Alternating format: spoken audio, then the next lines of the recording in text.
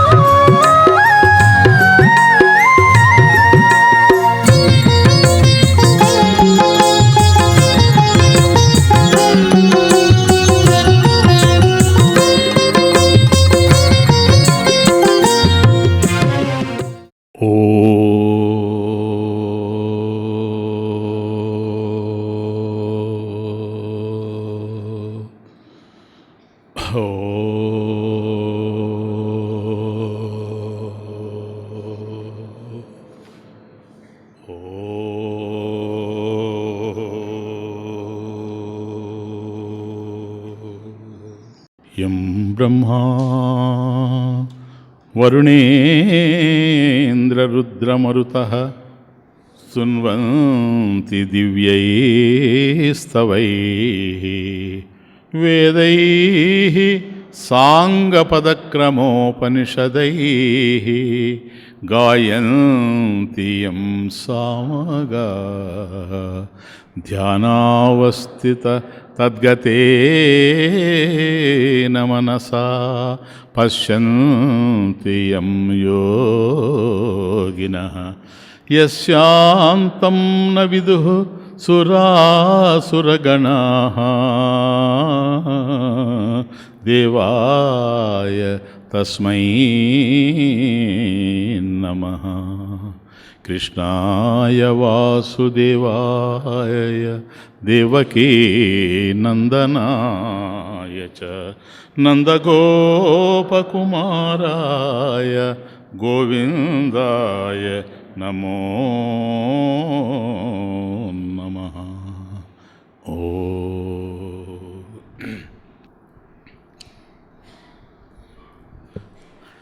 కర్తురాజ్ఞయా ప్రాప్యతే ఫలం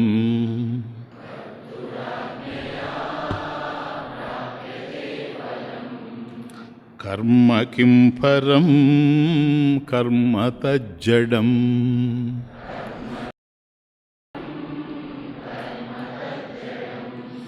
కర్తురాజ్ఞయా ప్రాప్యతే ఫలం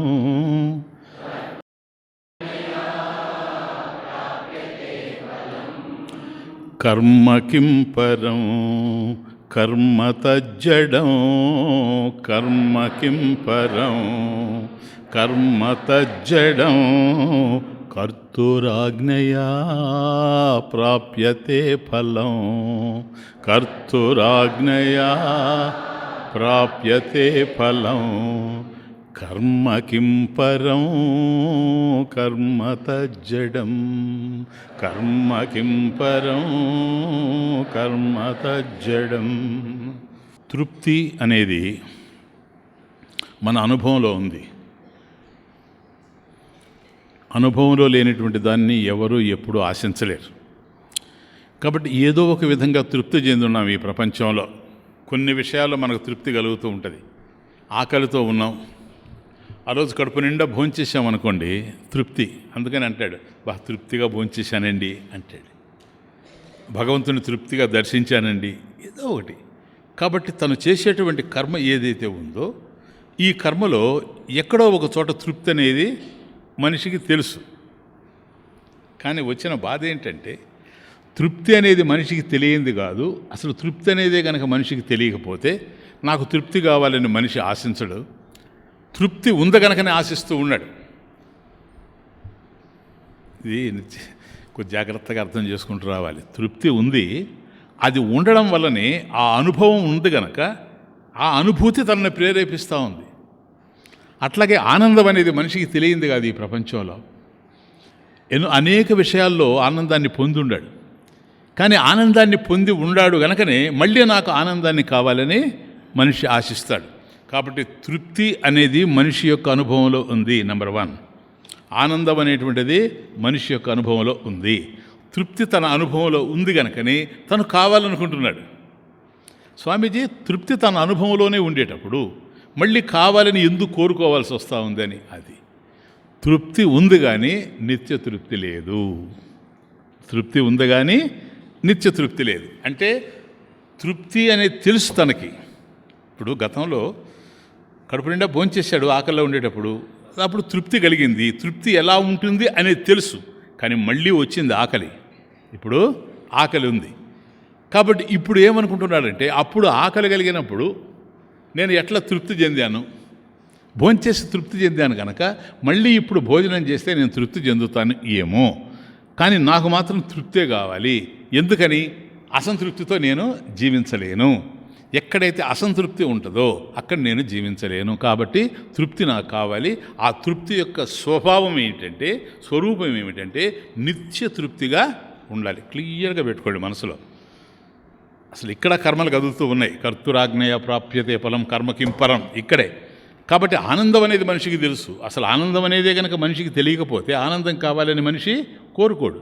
కాబట్టి ఆనందాన్ని ఎప్పుడైతే ఆశిస్తూ ఉన్నాడో, తెలిసింది ఆశిస్తూ ఉన్నాడు కనుక గతంలో అనేక సార్లు వాటికి హేతువులు ఏవైనా కానీ, కారణాలు ఏవైనా కానీ ఆనందం అనేది తాను అనుభవించి ఉన్నాడు కనుకనే తన అనుభవంలో ఆనందం ఉండడం వలన ఇప్పుడు ఆనందాన్ని కావాలని కోరుకుంటూ ఉన్నాడు. అది తృప్త భవిష్యామి. అదే నేను తృప్తిగా ఉండాలి. ఎలాంటి తృప్తిగా ఉండాలి? ఎలాంటి తృప్తి అన్నప్పుడు నిత్య తృప్తి, నిత్య ఆనందము. కాబట్టి ఎల్లప్పుడూ ఉండేటువంటి ఆనందం. కాబట్టి ఎల్లప్పుడూ ఆనందం ఉందంటే దుఃఖం తెలియనటువంటి ఆనందము. కాబట్టి ఎల్లప్పుడూ తృప్తి, సదా తృప్తి కావాలి అని అంటే అసంతృప్తి అనేటువంటిది అర్థం కానిటువంటి అది మనిషి కోరుకునేది. ఇది కోరిక. ఆచార్యుల వారు తైత్రీయ భాష్యంలో చెప్పినట్టుగా కామాయ మానశ్చ కరోతి కర్మాణి. ఈ ప్రపంచంలో అనేకమైనటువంటి కర్మలు చేస్తూ ఉన్నాం మనం. కరోతి కర్మాణి, మనిషి కర్మలు చేస్తాడు. దేనికి? కామాయమానః చ కరోతి కర్మాణి. కాబట్టి వెనక ఏదో కోరిక ఉంది. ఆ కోరిక ఉండడం వల్లనే కర్మలు చేస్తూ ఉన్నాడు. అది ఏ కర్మ అయినా కానీ, నీవు చేసేది నేను చేయకపోవచ్చు నాయన, నేను చేసేది మరొకరు చేయకపోవచ్చు, వాళ్ళు చేసేది ఇంకొకరు చేయకపోవచ్చు. కాబట్టి కర్మలు అనేకం ఉండినా కూడాను రకరకాలైనటువంటి కర్మలు, వివిధమైనటువంటి వ్యక్తులు వివిధ రకాలైనటువంటి కర్మల్ని ఈ ప్రపంచంలో చేస్తూ ఉండినా కర్మలు అనేకం కనపడుతూ ఉన్నాయి.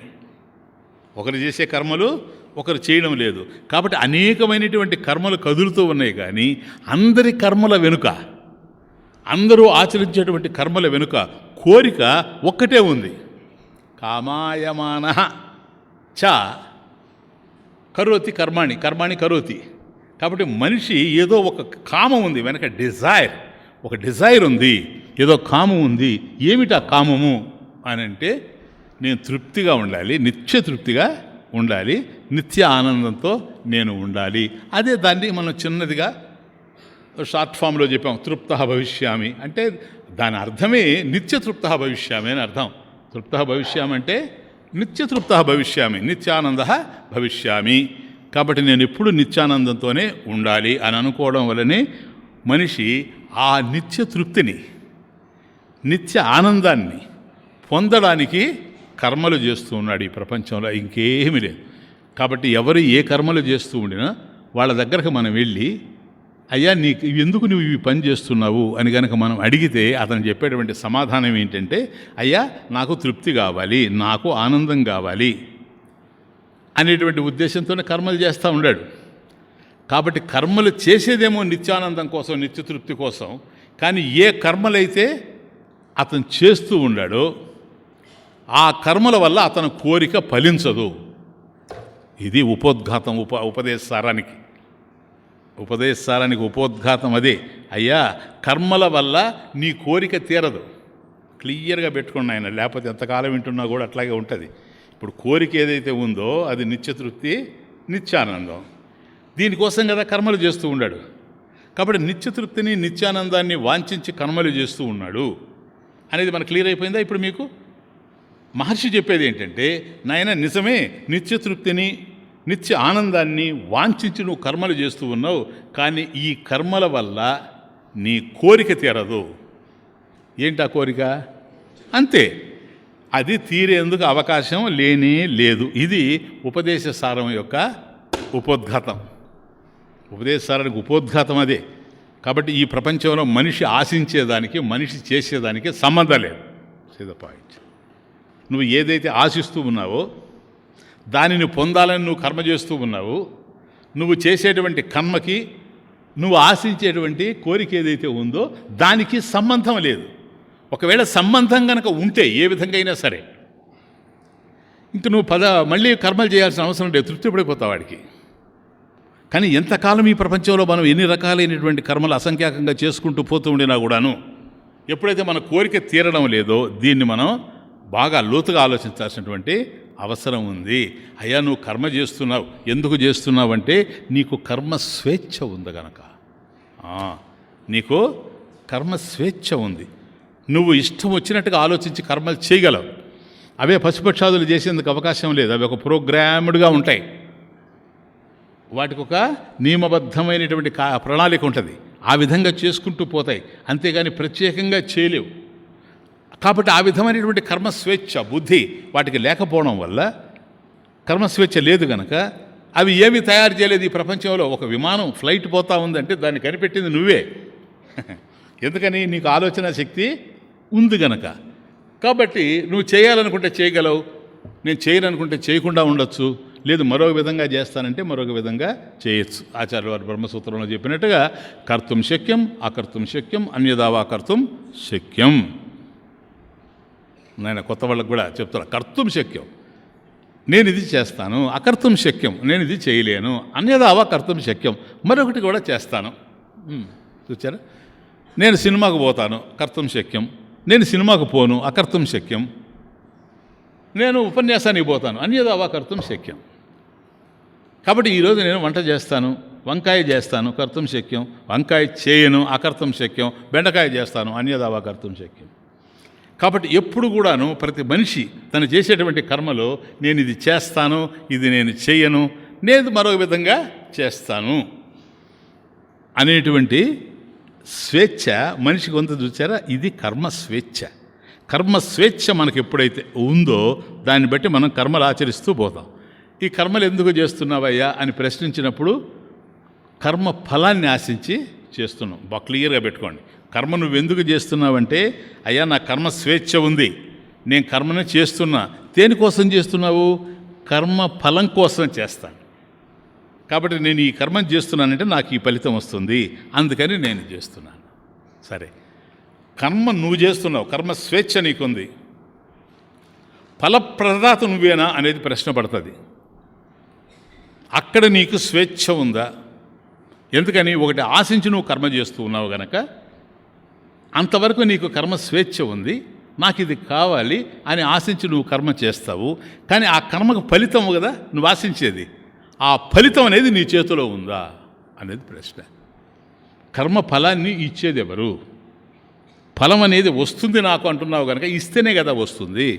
ఆ ఇచ్చేది ఎవరు? ఆ ఇచ్చేది నీవేనా? నీవే గనక ఫలితాన్ని ఇచ్చేటట్లయితే, నీ కర్మ గనక నీవే ఫలితాన్ని ఇచ్చేటట్లయితే నీకు విరుద్ధమైన ఫలాలు ఎప్పుడు రావు జీవితంలో. అంతేనా? ప్రతికూలమైనటువంటి ఫలితాలు జీవితంలో రావు. ఇప్పుడు ఎవడైనా ఒక వ్యాపారం చేశాడంటే నాయన, వ్యాపారంలో ధనాన్ని ఆర్జించాలని కదా, లాభం రావాలని కదా చేస్తాడా. కాబట్టి ఎప్పుడైతే వ్యాపారం చేస్తున్నాడో నాకు లాభం కావాలి అని చేస్తాడు, నష్టం కావాలని చేస్తాడా? కానీ నష్టం వచ్చేటువంటి సందర్భాలు లేవా కోకొల్లలో? కాబట్టి అది ఎవరు ఇస్తున్నారు అని. కాబట్టి కర్మ అయితే నువ్వు చేసావు, వ్యాపారం అయితే నువ్వు చేసావు, నీ వ్యాపారానికి ఫలితం ఉంది కదా. నువ్వు ఆశించిందేమో లాభమే, లాభాన్ని ఆశించే వ్యాపారం చేస్తావు. లాభాన్ని కూడా ఎందుకు ఆశించావో తెలుసా? తృప్త భవిష్యామి, నేను నిత్య తృప్తిని పొందాలి, నిత్య ఆనందాన్ని పొందాలి. ఆ నిత్యానందాన్ని, నిత్య తృప్తిని ఈ వ్యాపారంలో వచ్చేటువంటి ఆదాయం ఏదైతే ఉందో అది నాకు కల్పిస్తుంది అని నువ్వు అభిప్రాయపడుతున్నావు. అది కల్పించాను కల్పించకపోయాను వేరే విషయం, అది మనం తర్వాత చూద్దాం. కానీ వస్తే కదా నువ్వు ఆశించినటువంటి ఆదాయం ఎందుకు రావడం లేదు అని అంటే కర్మఫలం అనేటువంటిది మనం సృష్టించేది కాదు. కర్మలు చేసేటువంటి అధికారమే మనకుంది. గీతలో కూడా క్లియర్. కర్మణి ఏవ అధికారః తే మా ఫలేషు. తే నీకు కర్మణి ఏవ అధికారః, కర్మ చేయడంలో అధికారం ఉందే కానీ ఫలితంలో నీకు అధికారం లేనే లేదు. కాబట్టి ఇప్పుడు ఎట్లుందో చూడండి మన పరిస్థితి. మనం కర్మ చేయడం ఎందుకని? కర్మ స్వేచ్ఛ ఉంది కనుక. కర్మ చేయడం, ఫలితాన్ని ఆశించడం, ఫలితం వస్తుందో రాదో తెలియదు కనుక నిరీక్షిస్తూ ఉండడం, అంతే. కర్మ చేయడం, ఫలితానికి నిరీక్షిస్తూ ఉండడం. ఫలితం రావచ్చు, రాకుండా పోవచ్చు. ఎందుకని? ఈ ఫలితాలను నిర్ణయించేటువంటి చట్టాలు ఈ ప్రపంచంలో ఉన్నాయి. వచ్చిన బాధ. ఆ చట్టాలని ధర్మాలు అంటాం. సరేనా? ఇప్పుడు కోర్టు చేతిలో చట్టం ఎట్లాగైతే ఉందో భగవంతుడి చేతిలో ఉండేటువంటి చట్టము ధర్మం. కాబట్టి ఆ ధర్మాలతోనే ఈ ప్రపంచం నడవబడతా ఉంది. కాబట్టి ఇవి భగవంతుని చేతిలో ఉండేటువంటి చట్టాలు, వీటి వల్ల నడవబడుతూ ఉంది, ఇవి నడిపేటువంటిది. కాబట్టి ఈ చట్టాలు ఏవైతే ఉన్నావో అవి ఎవడైతే సృష్టించాడో వాడి చేతిలో ఉంది ఇప్పుడు ఫలం. అర్థం కాదు. కాబట్టి చట్టాల రూపంలోనే, అంటే ధర్మ రూపంలోనే దైవం ఉన్నాడు. కాబట్టి ధర్మాన్ని అనుసరించి మనకు ఫలితాలు అందుతూ ఉన్నాయి. దేనికి ఎలా ఫలితం రావాలో అలా వస్తుంది. ఎందుకంటే ధర్మం. దీన్ని కూడా సూక్ష్మంగానే అర్థం చేసుకోండి. ఇప్పుడు ఒక చెట్టు ఉంది, చెట్టు మీద పైకి ఎక్కాడు ఒకడు, ఆడ పండు గోయిపోతూ ఉన్నాడు. సడన్గా కాలు జారింది, లేదు ఆ కొమ్మ ఇరిగిపోయింది. వాడు ఇప్పుడు కింద పడిపోతూ ఉంటాడు పై నుంచి. ఆ మధ్యలో వాడు ఆగాలి అన్నాడు అనుకోండి, ఆగే అవకాశం ఉందా? అప్పుడు వాడికి ఫలితం మీద అధికారం ఉందని. కాబట్టి పడేటువంటి వాడు మార్గమధ్యంలో నేను పడకూడదు, ఇక్కడే ఆగిపోవాలి అని వాడు అంటే అక్కడ కనుక వాడు ఆగగలిగితే అప్పుడు అధికారం ఉంది వాడికి ఫలితం మీద. ఎందుకని? ఎప్పుడైతే చెట్టు పైకి ఎక్కాడో కాలు దారి పడిపోతూ ఉన్నాడు, వాడు కిందకొచ్చి భూమి మీద పడాల్సిందే కానీ మధ్యలో ఆగేందుకు అవకాశం లేనే లేదు. ఎందుకని? అది ధర్మం. దాన్నే చట్టం అంటున్నాను నేను. It's a law, divine law, universal laws. ఇవన్నీ కూడాను ప్రపంచంలో మనం సృష్టించేటువంటివి కావు, విశ్వవ్యాప్తంగా ఉండయి. ఈ ధర్మాలు ఎప్పుడూ ఉండయి. కాబట్టి నీ భాషలో నువ్వు అర్థం చేసుకున్న దాన్ని బట్టి ఏమంటావంటే, అయ్యా ఎందుకనండి ధర్మం అండి, చట్టం అండి, చట్టాన్ని మనిషి ఎదిరించలేడండి. ఎందుకని? మనం తయారు చేసిన చట్టాలు కాదండి. ఏం చట్టం అండి? అక్కడ భూమికి ఆకర్షణ శక్తి ఉంది కనుక వాడు పడిపోయాడు. కాబట్టి లా ఆఫ్ గ్రావిటేషన్ చూడు, లా చట్టం, లా ఆఫ్ గ్రావిటేషన్, భూమి ఆకర్షణ సిద్ధాంతం అని మనం అంటున్నాం కదా. దాన్ని లా ఆఫ్ గ్రావిటేషన్ అన్నది చూచారా? లా, చట్టం. ఏ చట్టం ఇది? ప్రపంచంలో విశ్వంలో ఉండేటువంటి చట్టం. ఏదైనా ఒక చట్టం ఉందంటే అది తయారు చేస్తేనే వస్తుంది. చట్టం అనేది ఊరికే రాదు. ఇప్పుడు నీ కాన్స్టిట్యూషన్ కూడా రాస్తేనే వచ్చింది, చట్టం కూడా అంతే విశ్వంలో. కాబట్టి ఈ విశ్వంలో ఉండేటువంటి ఈ ధర్మాలు ఏవైతే ఉన్నాయో, కన్ఫ్యూజ్ కాకుండా ఆయన, చట్టమైనా ధర్మమైనా ఒకటే. కాబట్టి ఈ చట్టాలని, ఈ ధర్మాల్ని నిర్ణయించింది ఎవరు అంటే సృష్టించింది ఎవరు? నేను మాత్రం కాదు. ఎందుకని? ఏ ధర్మం అయితే ఉందో, ఏ చట్టం అయితే ఉందో దానికి తల వంచి నేను వచ్చాను సార్ ఈ ప్రపంచంలోకి. నేను ఎట్లా సృష్టిస్తాను? ఎందుకని? తల్లి గర్భంలో 9 మాసాలు ఉండాలి అనేది చట్టం, భగవంతుడు నిర్ణయించినటువంటి చట్టం. అది నా చేతిలో లేదు. కాబట్టి ఆ చట్టానికి తల వంచి నాకు ఇష్టం లేకపోయినా దుర్గంధపూరితంగా ఉండిన ఆ గర్భంలో పడి ఉన్నానే కానీ బాధలు అనుభవిస్తూ నేను బయటికి రాలేకపోయాను. ఎందుకని? చట్టాన్ని ఎదుర్కొనేటువంటి శక్తి నాకు లేదు. ఎందుకని? నేను తయారు చేసినటువంటి చట్టం కాదు. కాబట్టి ఈ విశ్వంలో ఏ చట్టాలు అయితే ఉన్నాయో వాటికి తల వంచే నేను బ్రతుకుతున్నా ఈ ప్రపంచంలో. కాబట్టి నేను సృష్టించలేదు, ఇది నాది కానీ కాదు. ఇది సృష్టించినటువంటి వాడు పరమేశ్వరుడు. నేనే కనుక సృష్టించుకొని ఉంటే, అదిగో ఒక అంధుడు ఉన్నాడు, నేను గుడ్డివాడుగా ఉండాలని వాడు ఎందుకు అనుకుంటాడు? ఆయన ఒక చెవిటివాడు ఉన్నాడు, నేను చెవిటివాడినిగా ఉండాలని వాడు ఎందుకు అనుకుంటాడు? ఇప్పుడు మనం నడుస్తూ ఉన్నాం, మరొకడు పుట్టుకతోనే పోలియోతో పుడుతున్నాడు. కాబట్టి నేను పోలియోతో పుట్టి నడవలేకుండా అవస్థపడాలి అని వాడెందుకు అనుకుంటాడు? కాబట్టి వాడి చేతిలో లేదు, వాడి చేతిలో లేదు. కాబట్టి ఇంకా కాస్త లోతుగా పోయి, మనం తర్వాత చూద్దాం ఇవన్నీ, ఇంకా కాస్త లోతుగా పోయి ఆలోచిస్తే, మరి నాకు బాగుండాయి కదా స్వామీజీ కాళ్ళు, అతనికే ఎందుకు ఆ విధంగా పోలియోగా వచ్చింది? ఎందుకు ఆ పోలియో వ్యాధి అతను బాధపడాల్సి వస్తుంది? నడవలేకపోతున్నాడు కదా. అది నాయన, అప్పుడు నీకు నాకు తెలియనటువంటి ధర్మాలు వెనకుండాయి. అవి అదృష్టఫలాలు. అదృష్టఫలాలు, దృష్టఫలం, అదృష్టఫలం. ఇక్కడి నుంచి కిందకి వాడు పడితే నీకు కనపడతా ఉంది, వాడు కింద పడ్డాడు, కాళ్ళు ఇరిగాయి. కానీ పుట్టుకతోనే పోలియోతో ఇక్కడ నీకు దృష్టం ఏమిటో తెలియడం లేదు. కాబట్టి అది అదృష్టఫలం. అదృష్టఫలం అంటే గత జన్మల్లో వాడు చేసినటువంటి కర్మల యొక్క ఫలితాలు వాడికి అందుతూ ఉన్నాయి. కాబట్టి గత జన్మలో చేసినటువంటి కర్మల యొక్క ఫలితాలు ఎవరికి తెలుసు? గత జన్మలో కూడా వాడితో పాటుగా ఎవరున్నారో వాళ్ళకి తెలుసు. నేను లేను, అందుకని నాకు తెలిసే అవకాశం లేదు. అండర్స్టాండ్? నువ్వు లేవు, కాబట్టి నా గత జన్మం గురించి నీకు తెలిసేటువంటి అవకాశం లేదు. కాబట్టి గతంలో నేను ఏమేమి చేశానో నాకే తెలుసు. నాకు ఆధారంగా ఉండేటువంటి చైతన్యానికి తెలుసు, ఈశ్వర చైతన్యానికి తెలుసు. కాబట్టి అలా తెలిసినటువంటి వాడు విశ్వస్యకర్త. ఈ ప్రపంచానికంతా ఎవడైతే సృష్టించాడో వాడు ఈ ప్రపంచానికి సంబంధించిన ధర్మాలన్నీ వాడే సృష్టించాడు గనక, ధర్మరూపంలో కూడా తానే ఉన్నాడు గనక, అంతటా తానే నిండి నిబిడీకృతమై ఉన్నాడు గనక, ఏది ఎందుకు జరుగుతూ ఉందో, ఎక్కడ జరుగుతూ ఉందో, ఎలా జరుగుతూ ఉందో ఇవన్నీ సంపూర్ణంగా తెలిసినవాడు గనక ఎవరి కర్మలకు ఏ విధమైనటువంటి ఫలితాలు ఇవ్వాలనో ఆయనకి తెలుసు. కాబట్టి కర్మఫలాలు నా చేతిలో లేవు గనక, ధర్మాల రూపంలో ఉన్నాయి గనక, ధర్మ రూపంలో ఉండేది కూడా దైవం గనక వాడు పోలియోవాడుగా ఆ వ్యాధితో పుట్టడానికి కారణం ఏమిటి అనేటువంటిది నేను ఎంత తల బగలగొట్టుకున్నా కూడాను నాకు అర్థం కాదు. కానీ పరమేశ్వరుడికి మాత్రం తెలుసు. విశ్వస్యకర్త విశ్వజ్ఞ. అర్థమవుతుంది? కాబట్టి నీవు సృష్టికర్తవు కావు. ఫలితాలపై నీకు దృష్టి ఉంటే ఉండొచ్చేమో కానీ ఫలితాలు ఇచ్చేది మాత్రం నువ్వు కానే కాదు. కర్తు ఆజ్ఞయ ఫలం ప్రాప్యతే. చూచారా? కర్తు ఆజ్ఞయ. ఇక్కడ కర్తు అంటే సృష్టికర్త నాయన.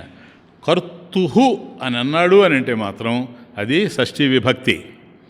కర్తు అంటే కర్త యొక్క, షష్ఠీ తత్పురుష, కర్త యొక్క.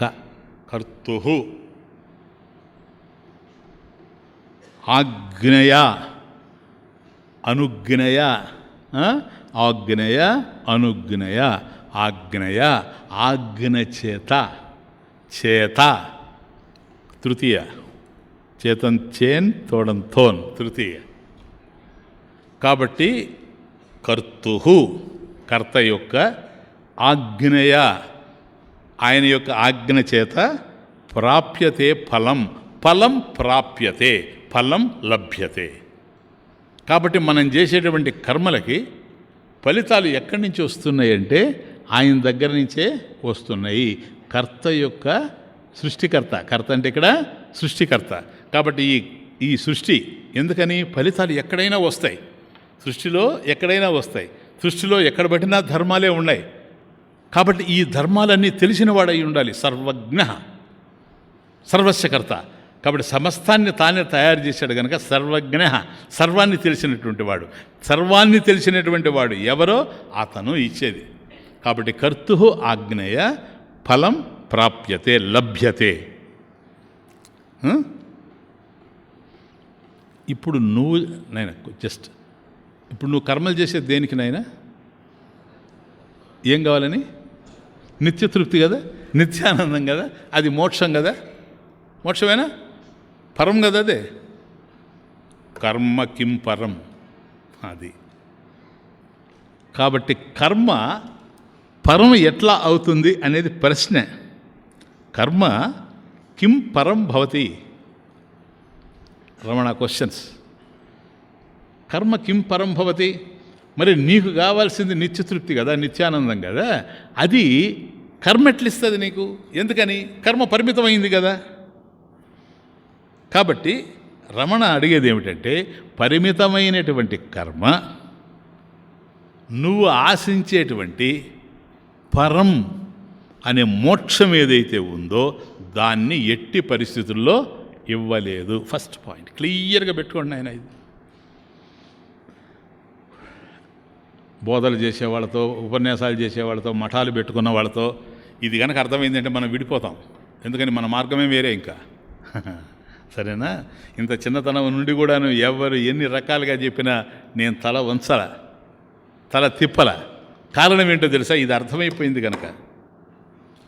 కాబట్టి మనం ఆ కోరిక తీర్చుకుంటాం, ఈ కోరిక తీర్చుకుంటాం, అక్కడికి పోదాం, ఇక్కడికి పోదాం, ఈ లోకం పోదాం, ఆ లోకం పోదాం అని ఎవడు చెప్పినా ఏ లోకం పోయినప్పటికి కూడాను అది పరిమితమైంది. ఎందుకని? కర్మ ఏమిస్తుందంటే, కర్మ కిం పరం భవతి. అది ఎట్లా మోక్షం అవుతుంది కర్మ? ఎందుకని? కర్మ మోక్షాన్ని ఇవ్వలేదు. కర్మ ఏమిస్తుంది చెప్పండి? సింపుల్. క్లియర్గా పెట్టుకోండి. కర్మ ఎప్పుడు కూడాను ఫలాన్ని ఇస్తుంది, కర్మఫలం ఇస్తుంది. నువ్వు కర్మ చేస్తే కర్మ యొక్క ఫలితం నీకు వస్తుంది. అది కూడాను కర్మ కిం పరం అంటున్నాడు. అదేమి దేవుడు కాదు అది. కాబట్టి అది ఇవ్వలేదు. కాబట్టి ఎట్లొస్తుంది కర్మ యొక్క ఫలం? కర్తు ఆజ్ఞయ ఫలం ప్రాప్యతే. కర్మ కిం పరం, కర్మఫలం ఏదైతే ఉందో అది నిత్యాన్ని ఇవ్వలేదు. ఎందుకని? కర్మ కిం పరం భవతి. అది పాయింట్. కాబట్టి కర్మ ఏదైతే ఉందో అది పరమమయ్యేందుకు అవకాశం లేదు, ఉత్కృష్టమైనటువంటిది కాదు. ఎందుకని? దీనికి మనకు హేతువు కావాల. శాస్త్రం యద్యత్ కృతకం తదనిత్యం. యద్యత్ కృతకం అంటే చేయబడింది అని అర్థం. యత్ కృతకం అట్లా అనుకోవచ్చు. లేకపోతే యత్ కృతకం ఏదైతే చేయబడిందో, సృష్టింపబడిందో తద్ అనిత్యం. తత్ అనిత్యం. యత్ కృతకం తద్ అనిత్యం. ఇప్పుడు క్లియర్ నవ్వు. కాబట్టి సృష్టింపబడేది ఏదైనా అనిత్యమే.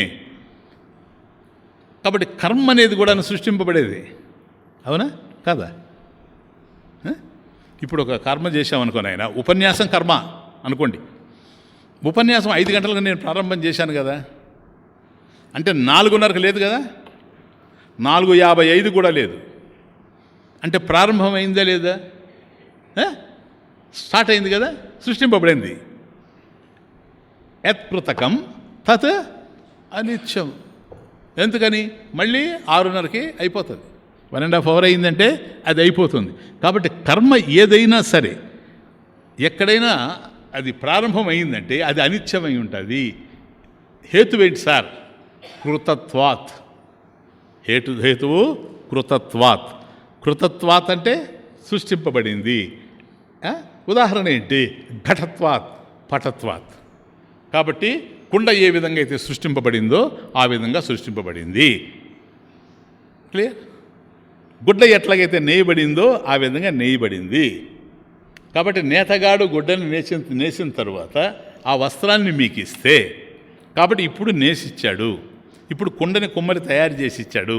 ఇప్పుడు కుమ్మరి తయారు చేసిన కుండ నీకు ఉంది కనుక గతంలో కుండ లేదు. సింపుల్.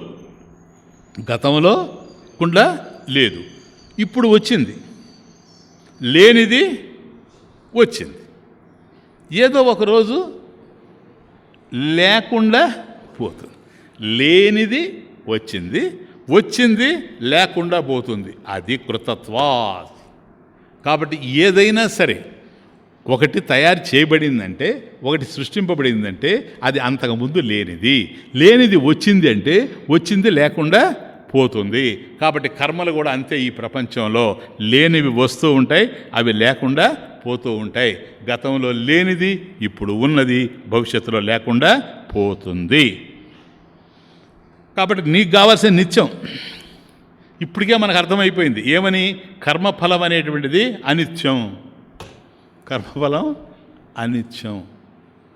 కాబట్టి అది ఎప్పుడైనా రాని, వచ్చిందంటే మాత్రం పోతుంది. ఎందుకని పోతుంది? కర్మఫలానికి కారణమైన కర్మ ఏదైతే ఉందో దీనికే ఆద్యంతాలు ఉన్నాయి కనుక కర్మ ప్రారంభించబడుతూ ఉంది, కర్మ అంతమైపోతూ ఉంది. కాబట్టి కర్మఫలం కూడా వస్తుంది, వచ్చింది, పోతుంది. ఇది సింపుల్ రీజన్. లేలే, మిమ్మల్ని మీరు క్వశ్చన్ వేసుకోవాలి. మనకి ఏం కావాలి, మనం ఏం చేస్తున్నాం? మనకు కావాల్సింది నిత్యతృప్తి, నిత్యానందం. దానికోసమే కదా మనం ప్రయత్నం చేస్తున్నాము. అది ప్రయత్నం చేయడం అంటే కర్మే కదా. ఈ కర్మ వల్ల అది మనకు వచ్చేటువంటి అవకాశం ఉందా? లేదు. కర్మ వల్ల వచ్చే అవకాశం లేదు. కర్మ వల్ల వచ్చేది ఉండి కర్మ ఫలితం. కర్మ ఏదైనా నీకు నిత్యతృప్తిని ఇవ్వలేదు. ఏ కర్మ నువ్వు చేసినా ఆ కర్మఫలాన్ని ఇస్తుంది. కర్మఫలం ఏదైనా అది అనిత్యంగానే ఉంటుంది. కాబట్టి అది జడం. ఎందుకు జడం అంటున్నాడంటే,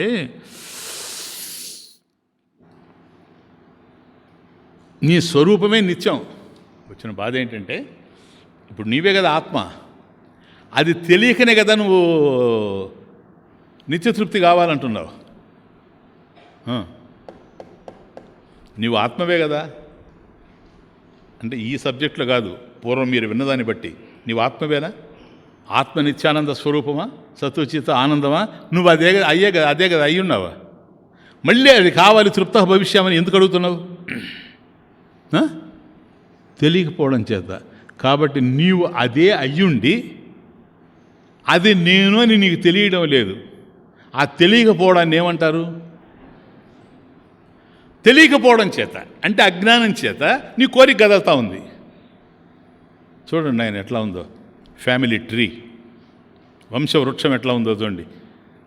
నేను నిత్యానంద స్వరూపుడై ఉండినప్పటికి కూడాను నేనేమిటో నాకు తెలియకపోవడం చేత ఈ అజ్ఞానం వల్ల నాకు నిత్యానందం కావాలి అనేటువంటి కోరిక కదులుతూ ఉంది.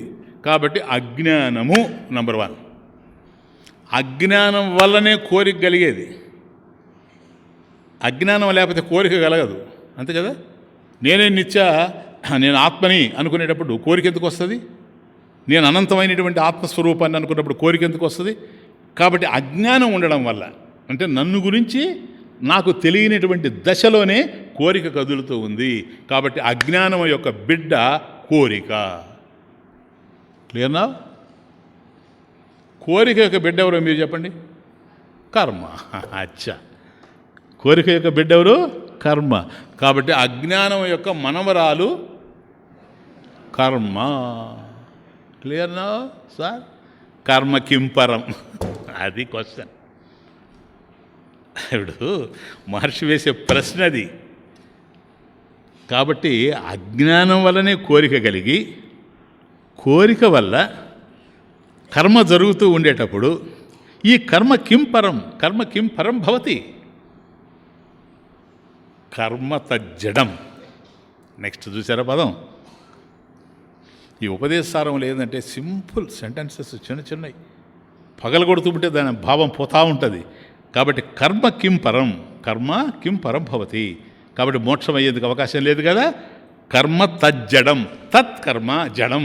కాబట్టి ఆ కర్మ ఏదో జడము. ఎందుకని? అజ్ఞానమే జడం గనక. అజ్ఞానం జడము గనక అజ్ఞానజనితమైనటువంటి కోరిక వల్ల కలిగేటువంటి కర్మ ఇవేవైతే ఉన్నాయో ఇదంతా జడమే. కాబట్టి కర్మ అజ్ఞానజనితం గనక అది జడం. తత్ జడం కర్మ కిం పరభవతి. అది ఇటువంటి జడమైనటువంటి కర్మ మోక్షాన్ని ఎట్లా ప్రసాదిస్తుంది సార్? కాబట్టి అనంతమైనటువంటి ఫలం, నిత్యానందం నువ్వు కోరేది, అది అంతం కలిగింది కాదు. అనంతమైనటువంటి ఫలం నువ్వు కోరుతూ ఉన్నావు. చూడండి ఆయన, అనంతమైన ఫలం కావాలంటే కోరుకో, మంచిదే, కోరుతున్నావు కదా, తృప్త భవిష్యామి. కాబట్టి నిత్యతృప్తి, అనంతమైన కర్మ, అది ఫలం. నిత్యతృప్తి అనంతం, అంతం లేదు దానికి కదా. అటువంటిది కావాలి అని నువ్వు అనుకుంటే దానికోసం నువ్వు చేయాల్సిన ప్రయత్నం ఎట్లా ఉంటుందంటే, కర్మ చేయకపోయామని లాభం లేదు, కానీ అనంతమైన కర్మ చేయాల. థింక్. అనంతమైన ఫలం కావాలి అంటే ఇన్ఫినిట్ రిజల్ట్. ఏ కర్మ చేయాలి నువ్వు చెప్పండి? Come on tell me. కర్మ ఏదైనా అంతం కలిగిందే కానీ, అంటే ఒక కాలంలో ప్రారంభమైన ఆయన అదే కర్మ. అంటే బాగా అర్థం చేసుకోండి. కాలగతం, కర్మ అనేటువంటిది కాలగతం. కాబట్టి ఒక కాలంలో ప్రారంభమయ్యి ఒక కాలంలో అంత్యమైపోతుంది అది కర్మ.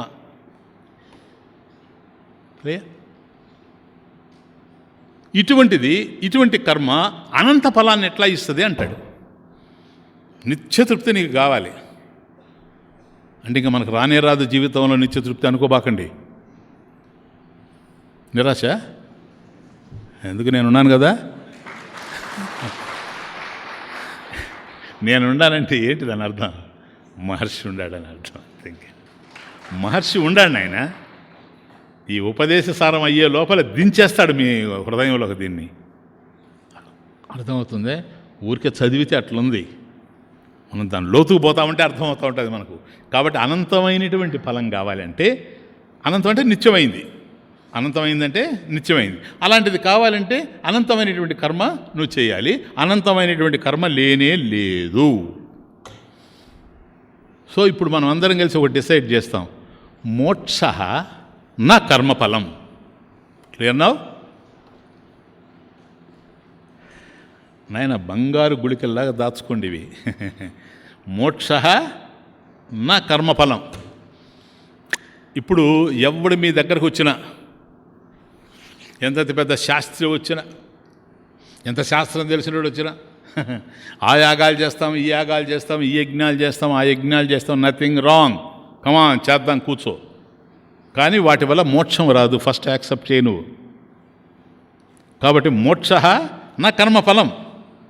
కర్మఫలం అనేటువంటిది మోక్షం అయ్యేందుకు అవకాశం లేదు గనక మహర్షి ప్రశ్నిస్తున్నాడు, కర్మ కిం పరం భవతి?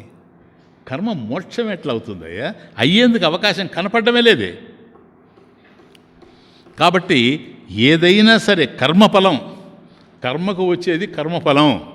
అది ఇహము కావచ్చు, పరము కావచ్చు. పరం అంటే ఏంటి? స్వర్గం. స్వర్గం నాయన, పరం అంటే స్వర్గం. అందువల్ల నన్ను క్లియర్గా అర్థం చేసుకోండి, పదే పదే చెప్తున్నానంటే ఇక్కడ ఉందంతా. అందువల్ల ముముక్షు అయినటువంటి వాడు, జిజ్ఞాసు అయినటువంటి వాడు ఒక్కసారి విడిపడిపోతూ ఉన్నాడు. ఇప్పుడు కనెక్షన్ ఇస్తాను చూడు మీకు. ఇహపరాల్లో ఏది లభ్యమైనా, ఇహములో నేను రాష్ట్రపతి అయినా, ఇంకోటి ఏదో అయినా, ఏదేది సాధించినా, ఇహం అంటే అస్మిన్లోకే, ఈ ప్రపంచంలో ఏది కర్మఫలంగా అందినా అది నశించేది. యాక్సెప్ట్. ఓకే. మరి పుణ్యం ఉందనుకోండి, పుణ్యం యొక్క ఫలం వల్ల, పుణ్యం కూడా కర్మే కనుక, పుణ్యకర్మ యొక్క ఫలం వల్ల స్వర్గం వస్తూ ఉంది. క్షీణే పుణ్యే వచ్చేసింది బ్యాక్. క్లియర్నో? ఇప్పుడు ఇది మళ్ళొక్కసారి మీకు మెమరీ కోసం చెప్తున్నా. పరీక్షలోకాన్ కర్మచిత, చిన్నది కాదు అది, ముండక. పరీక్షలోకాన్ కర్మచితాన్ బ్రాహ్మణ నిర్వేదమాయాత్. చూచారా? ఇప్పుడు వైరాగ్యం చెందుతూ ఉన్నాడు. వైరాగ్యం ఏంటి చెప్పండి? విరాగ కహ, విరాగ కహ, ఇహ స్వర్గ భోగేషు ఇచ్చరాహిత్యం. సరిపోయిందా ఇప్పుడు? బ్రాహ్మణ నిర్వేదమాయాత్. కాబట్టి ఎవడైతే నిత్య సుఖాన్ని, నిత్యానందాన్ని వాంఛిస్తూ ఉన్నాడో వాడు నిర్వేదాన్ని పొందుతూ ఉన్నాడు. ఇంకేముందిరా బాబు, ఉండేది ఇహపరాలే. ఇహపరాలు ఏవైనా సరే కర్మఫలంగానే ఉన్నాయి. ఈ ఇహపరాల కోసం కర్మల ద్వారా మనం ప్రయత్నం చేసి వాటిని పొందినా, ఇహం పొందినా పోగొట్టుకోవాల్సిందే, పరాన్ని పొందినా, స్వర్గాన్ని పొందినా పోగొట్టుకోవాల్సిందే. మ్యాక్సిమం సుఖం ఏంటంటే స్వర్గం. అందుకని శాస్త్రంలో ప్రథమ మల్ల న్యాయము అన్నాడు. ప్రథమ మల్ల న్యాయం అంటే ఏంటంటే, ఇద్దరు కుస్తీ పడుతున్నారు అనుకోండి, ఒకడు ఓడిపోయినాడు, ఒకడు గెలిచాడు, వీడిని ఇంకొకటి గెలిచాడు, వాడిని ఇంకొకటి గెలిచాడు, ఇట్లా పోయిందనుకోండి, లాస్ట్లో ఒక్కడిని చూపిస్తారు, వాడు ప్రథమ మల్లుడు. అంటే వాడిని ఎవ్వరూ గెలవలేరని అర్థం. వాడిని గనక గెలిచేస్తే మనమే టాప్ కదా, అవునా? కాబట్టి సుఖం ఏంటి? ప్రథమ సుఖం ఏంటంటే ఈ ప్రపంచంలో అది ఏది? స్వర్గం. కాబట్టి అదే ఎప్పుడైతే కాదన్నాడో ఇంకా దానికన్నా కింద ఉండేటి ఏవి కూడా ఉపయోగం లేదు కనుక మహర్షి ఒకటే మాట, కర్మ కిం పరం భవతి, కర్మ కిం పరం, నాయన కర్మ కిం పరం భవతి. కాబట్టి ఇటువంటి కర్మ నీకు మోక్షాన్ని ఏ విధంగా ప్రసాదిస్తుంది? ప్రసాదించే అవకాశమే లేదు. అందువల్ల నిర్వేదం ఆయాత్. ఎందుకని? నాస్తి అకృత కృతేన. ఏమి శాస్త్రం అండి, ఏమి శాస్త్రం! నాస్తి అకృత కృతేన, కృతేన కర్మణ అకృత నాస్తి. కర్మ అనేది కృతం, కృతకం కదా. అకృతం అంటే సృష్టింపబడనిది, సృష్టింపబడనిది అంటే నిత్యమైంది, నిత్యమైంది అంటే ఎప్పుడూ ఉండేటువంటిది. ఎప్పుడూ ఉండేటువంటి దాన్ని ఒకప్పుడు ఉండిపోయేటువంటి కర్మలు ఇచ్చే అవకాశమే లేదు. కాబట్టి నిత్యమైంది ఏదైతే ఉందో అది కర్మఫలం కాదు, కాలేదు. కాబట్టి నాస్తి అకృత కృతేన. అందువల్ల ఏంటి, ఇప్పుడు అది కావాలి కదా, అట్లని ఊరుకోడు కదా. తద్విజ్ఞానార్థం సహా గురుమేవ అభిగచ్చేది, సమిత్పాణి శ్రోత్రియం బ్రహ్మనిష్టం. కాబట్టి గురువు దగ్గరికి వెళ్తూ ఉన్నాడు. ఇదేంటయ్యా, నేను ఏం చేసినా కూడాను నా కోరిక తీరేటట్టుగా కనపడడం లేదు, నాకు నిత్యానందం కలిగేటట్టుగా లేదు, నిత్యశుద్ధి కలిగేటట్టుగా లేదు, ఎట్లా దీన్ని ఏం చేయాలి? కాబట్టి నాయన పరిమితమైనటువంటి కర్మ, ఇది కంక్లూజన్. నెక్స్ట్ శ్లోకానికి పోదాం. పరిమితమైనటువంటి కర్మ పరిమిత ఫలితాన్ని ఇస్తుంది. పరిమితమైన కర్మ పరిమిత ఫలితాన్ని ఇస్తుంది. కర్మ ఏదైనా పరిమితమే, ఎందుకంటే కాలగతంగా. క్లియర్గా పెట్టుకోండి. ఎందుకని పరిమితం సార్? కాలగతం సార్, కాలంలో వస్తుంది, కాలంలో పోతుంది. మనం ఆశించేటువంటిది నిత్యతృప్తి, అనంతమైనటువంటి ఫలాన్ని మనం ఆశిస్తున్నాం కనుక అనంతమైనటువంటి కర్మ ద్వారా అది లభ్యమవుతుందే కానీ లేకపోతే లభ్యమయ్యేందుకు అవకాశం లేదు. నెక్స్ట్ క్వశ్చన్ ఏంటంటే కనెక్షను, ఇంతకు మనం ఆశించేటువంటి అనంతమైనటువంటి ఫలం ఉందా లేదా? ఉందా లేదా? అసలు లేకపోతే మనకే కలగదు కదా దాన్ని పొందాలనే ఆశ. క్లియర్గా పెట్టుకోండి ఇవన్నీ. అయినా అసలు ఆ మోక్షమేదో అనంతమైన ఫలం నిత్యతృప్తి అదనేది కనుక లేకపోతే అది కావాలనేటువంటి కోరికే మనలో ఉద్భవించేటువంటి అవకాశమే లేదు. కాబట్టి అది ఉంది కదా, ఉన్నదే అయినప్పుడు, ఎప్పుడైతే అది ఉన్నదే అయినప్పుడు దాన్ని పొందేది లేదు. అది ఎప్పుడు ఉన్నదే కదా, కర్మ వల్ల వచ్చే ఫలం కాదు కదా. కర్మలు జరిగిపోతూ ఉంటాయి కాలగతంగా, వాటి ఫలితాలు కూడా కాలగతంగా వస్తూ ఉంటాయి. కానీ ఎప్పుడు ఉండేది ఏది? అనంతమైందే కదా. అనంతమైన వస్తువు ఉంటే లేదా నీకు ఆ కోరిక కలగదు. ఉంది కనుకనే కలిగింది. ఉన్నది అని అన్నప్పుడు ఆ ఉన్నదాన్ని నువ్వు మళ్ళీ పొందేది ఏంట? ఉన్నదాన్ని పొందేదేంటి? లేనిదాన్ని పొందాలి, ఉన్నదాన్ని తెలుసుకోవాలి. కాబట్టి లేనిది ఏదో, వచ్చిపోయేది ఏదో అది కర్తవ్యం, కర్మ ద్వారా చేసేది. ఏదైతే ఉందో, ఎప్పుడు పోదో, ఎప్పటికీ ఉంటుందో అది కర్తవ్యం కాదు, జ్ఞాతవ్యం. కాబట్టి ఉన్నదే గనక తెలుసుకోవాలి. కాబట్టి జ్ఞానాత్ మోక్షాయితి. కర్మ కిం పరం భవతి జ్ఞానాత్ మోక్షాయితి. ఒక్క జ్ఞాతవ్యం ఏమని? అయ్యా, అనంతమైంది ఏదైతే ఉందో దానికన్నా వేరుగా నేను లేను. కాబట్టి అనంతమైనటువంటి కర్మ.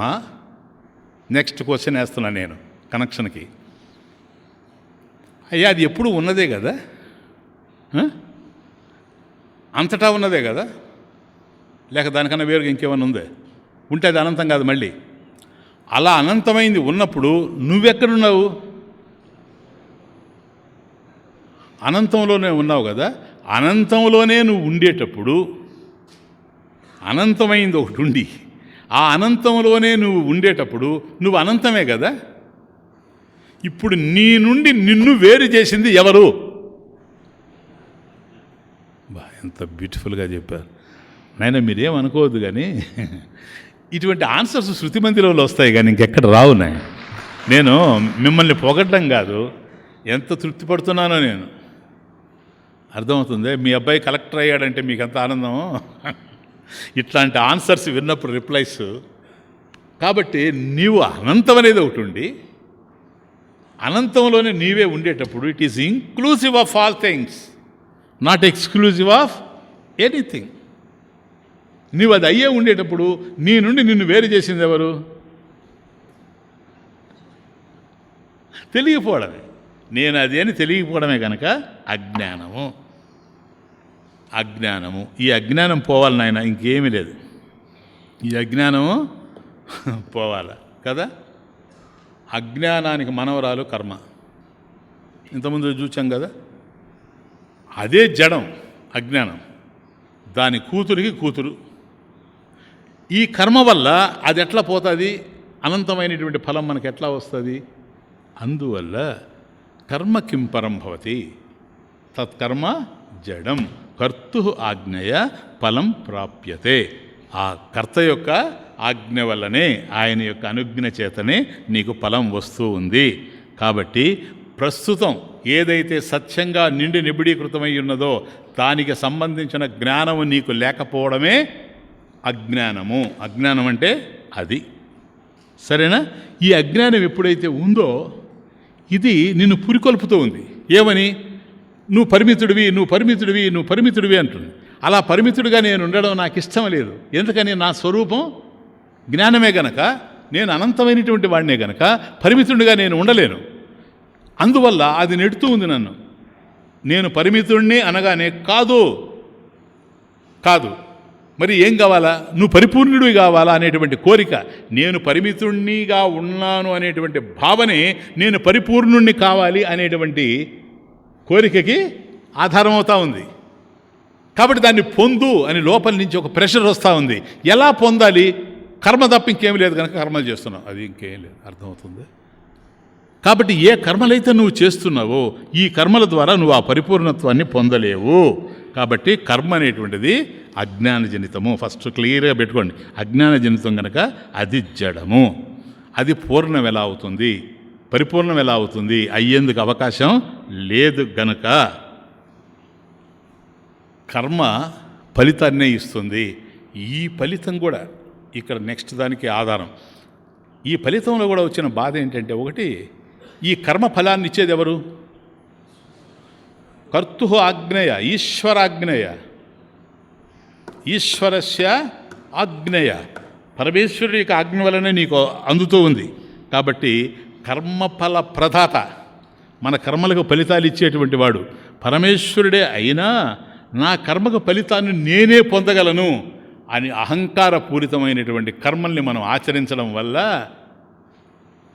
అనే కోరికతో మనం ఆచరించడం వల్ల ఇవన్నీ కూడాను స్వార్థపూరితమైనటువంటి ఫలితాల్ని మనకి ఇస్తూ పోతున్నాయి. అహంకారాన్ని పెంచుతూ పోతూ ఉంది. కాబట్టి అహంకారపూరితమైనటువంటి కోరికలు స్వార్థపూరితమైనటువంటి కర్మలకి ఆరంభం అవుతూ ఉన్నాయి. కాబట్టి నేను సాధిస్తాను.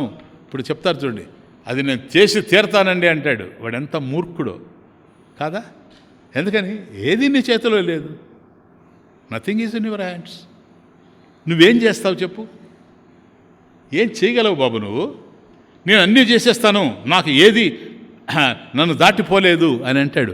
అప్పుడు నువ్వెవరై ఉండాలి తెలుసా? నువ్వు ఈశ్వరుడు అయి ఉండాలి. ఈశ్వరాజ్ఞయ ఫలం ప్రాప్యతే. కాబట్టి నువ్వు అనుకున్న ఫలం రావచ్చు, నేను కాదనడం లేదు, వస్తే ఓకే, రాకపోవచ్చు, న్యాచురల్ సార్. ఎందుకని? కర్మ ఫలితం నీ చేతులు లేదు. మా ఫలేషు, ఫలమనందు నువ్వు అధికారం నీకు లేనే లేదు. ఇప్పుడు దీన్ని బట్టి మనకి ఏం అర్థం అవుతుంది?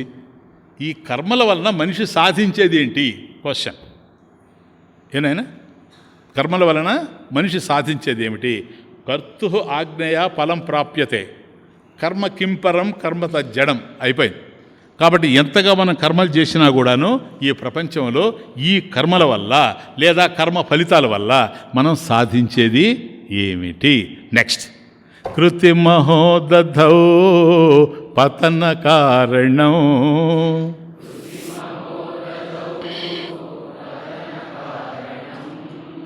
ఫలమశాశ్వతం గతి నిరోధకం. ఫలమశాశ్వతం గతి నిరోధకం.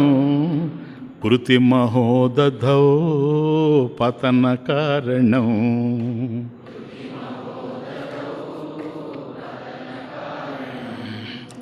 ఫలమశాశ్వతం గతి నిరోధకం.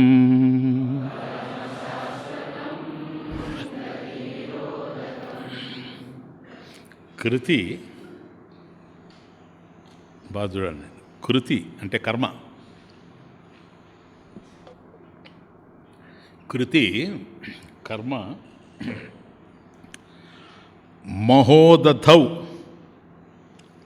మహా ఉదధౌ. మహోదధౌ అంటే గొప్ప సముద్రంలో. ఉదధి అంటే సముద్రం. మహోదధౌ మహా ఉదధి గొప్ప సముద్రంలో పతన కారణం. పతన మనం పడుటకు కారణం హేతు అవుతా ఉంది. కాబట్టి కర్మ ఏం చేస్తూ ఉందంటే మనల్ని ఒక మహాసముద్రంలో, ఏం సముద్రం అది? కర్మ సముద్రం. కర్మ సముద్రంలో పడడానికి కారణమవుతా ఉంది. ఎందుకని? ఫలం అశాశ్వతం. కాబట్టి కర్మ విషయంలో కర్మ ఇవ్వగలిగేది ఫలం ఒక్కటే. కర్మ ఏ ఫలాన్ని అయితే ఇస్తుందో, కర్మ ఫలం అశాశ్వతం, అనిత్యమైనటువంటిది. ఎందుకని? కర్మ కాలగతం గనక ఫలం కూడా కాలగతం. అసలు ఆ పదమే ఆశ్చర్యంగా ఉంది ఆలోచిస్తూ ఉంటే. ఫలం అన్నాడు చూచారా? కర్మ ప్రయోజనం అని ఉంటే వేరుగా ఉండేది. రెండు ఒకటే. కర్మ ప్రయోజనం అని ఉంటే పోయిండేది. కర్మ ఫలం. ఎందుకంటే ఫలం అంటేనే చెడిపోతుందని అర్థం.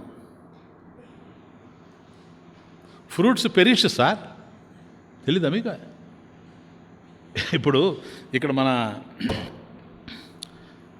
మన ఆశ్రమంలో ఉండేటువంటి మామిడి చెట్లు ఏవైతే ఉన్నాయో వాటి నుంచి మామిడి పండ్లు వస్తే రసాలు, వాటిని మన ధవళేశ్వరం ఆశ్రమానికి పంపించాలంటే, లేదు వాళ్ళు అక్కడ ఉండేటువంటి పండ్లు మనకు పంపించాలంటే బుట్ట తయారు చేసి, ఆ బుట్టకు బాగా చక్కగా పార్సల్ చేసేసి పైన ఏం రాస్తారు తెలుసా? పెరిషబుల్. అంటే వాళ్ళు ఎక్కడంటే అక్కడ పడేయకుండా, రైల్వే వాళ్ళు వాటి మీద కూర్చోకుండా, వాటిని కాళ్ళ కిందేసి తొక్కకుండా, పెరిషబుల్ అవి నశించేటివయ్యా, నశించే నువ్వు పంపడం ఎందుకయ్యా? నో అదర్ వే అయ్యా. కాబట్టి ఇప్పుడు వరకు బాగుండాయి, రేపుడికి బాగుంటాయని నేను చెప్పలేను. కర్మఫలం అంతా అంతే. వంట చేయడం కర్మ కదా నాయన, కాదా? ఇప్పుడు ఉదయాన్నే ఇడ్లీలు సాంబారు వేసుకొని చట్నీ గిట్నీ పొగలు వస్తూ ఉంటే తీసుకొని వస్తే ఎట్లుంటుంది ప్లేట్లో? పక్కన ఎవరైనా పిలిస్తే మాట్లాడతామా? అప్పుడు కనుక నేను వచ్చి, నాయన కృతి మహోదధం అంటే నువ్వు పోయా, నువ్వు ఎంతసేపు నీకు ఇదే గొడవగా ఉంది, ఏం కృతి మహోదధం, ఏ ముందు తిన్నే అంటావు. దీన్నే సాయంత్రం వరకు ఉంచి పోనీ ఇంకా మనకు ఓపిక ఉంటే రేపు ఉదయం వరకు ఉంచి, రేపు ఉదయం అదే టైంకి దీన్ని తీసుకొచ్చి పెట్టామనుకోండి, చూడగలడా దాన్ని? ఎందుకని? పాసిపోద్ది. కర్మ ద్వారా తయారైనటువంటి తిండి గనక అది చెడిపోద్ది సార్, అశాశ్వతం. అప్పుడే తినాలా వేడిగా, ఆ తరువాత మళ్ళీ వేడిపోద్ది సార్, తడి వచ్చేస్తుంది.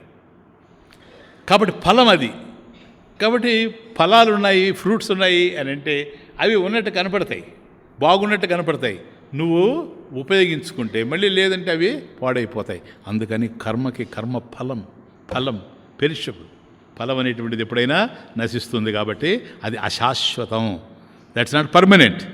ఫలం అశాశ్వతం, కర్మఫలం అశాశ్వతం. గతి నిరోధకం. గతి అంటే గమ్యం. ఉపనిషత్తులో రాలా? ఎక్కడ? విశరణగత్యవసాదనేషు. విశరణము గతి, గతి బ్రహ్మగమయతి, గతి. కాబట్టి ఆ బ్రహ్మగమయతి, ఆ పరిపూర్ణమైనటువంటి అనంతమైనటువంటి స్వరూపంలోకి నువ్వు వెళ్ళడానికి, ఆ గమనానికి నిరోధకం, ఇట్ ఇస్ అన్ అబ్స్ట్రక్షన్.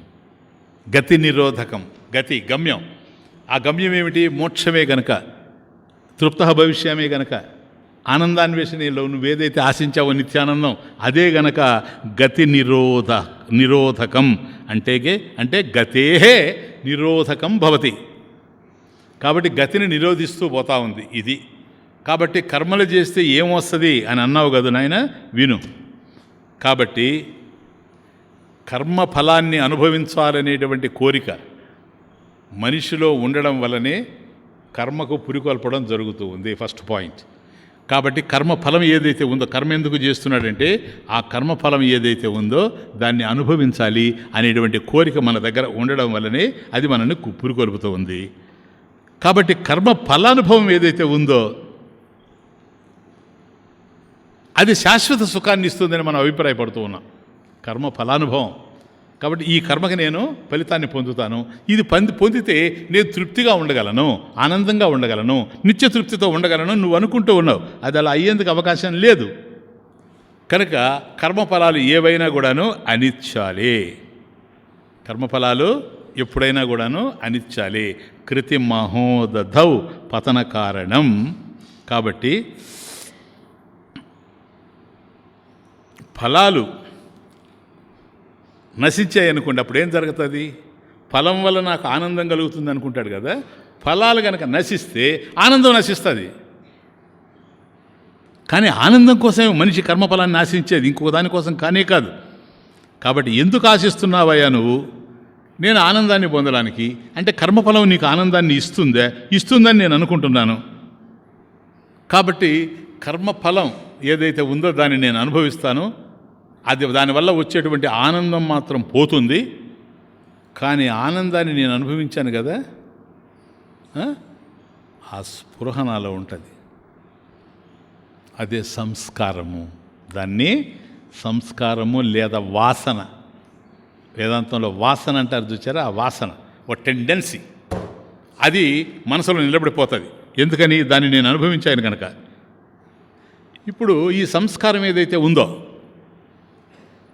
అంటే కర్మని ఆచరించాను, కర్మఫలం కోసం ఆచరించాను, కర్మఫలం నాకు నిత్యానందాన్ని ఇస్తుందని అభిప్రాయపడ్డాను, కర్మఫలం మాత్రం వచ్చింది, కర్మఫలాన్ని నేను అనుభవించాను, ఆ స్మృతి నాకు ఉంది. కానీ ఫలం నశించిపోయింది. అవునా? ఫలం నశించిపోయింది. ఫలం ఎప్పుడైతే నశించిందో ఆ ఫలం వల్ల కలిగినటువంటి స్వల్పమైనటువంటి ఆనందం ఏదో అది కూడా నశించిపోయింది. కాబట్టి కర్మ నశించింది, సీనవ్. కర్మఫలం నశించింది. ఒకవేళ ఆ కర్మఫలం వల్ల నీకు ఆనందమే కనుక వస్తే అది స్వల్పమైన ఆనందము, అల్పమైన ఆనందమే కనుక అది కూడా నశించిపోయింది. అది కూడా నశించిపోయింది. క్లియర్నా? కానీ నువ్వు అనుభవించావు, చూచావా? ఆ సంస్కారం నీ మనసులో ఉంది, ఆ వాసన నీలో ఉంది. కాబట్టి ఒక మామిడి పండు తిన్నావు, మామిడి పండు ఇలా ఉంటుంది అనేటువంటి భావన నీలో ఉంది. కాబట్టి అది నిన్ను మళ్ళీ ప్రేరేపిస్తుంది. అది ఊరుకో ఉంచదు, నిన్ను మళ్ళీ ప్రేరేపించి మళ్ళీ నాకు మామిడి పండు కావాలని నీకు అనిపిస్తుంది. మళ్ళీ కర్మ చేస్తావు, మళ్ళీ దాన్ని పొందుతావు, మళ్ళీ దాన్ని తింటావు. కర్మ అయిపోతుంది, ఫలం అయిపోతుంది, ఆనందం అయిపోతుంది, మళ్ళీ కావాలనేటువంటి కోరిక కదులుతూనే ఉంటుంది. ఇది తమాషా. కాబట్టి కర్మ, వాటి డిఫరెన్స్ చూడండి.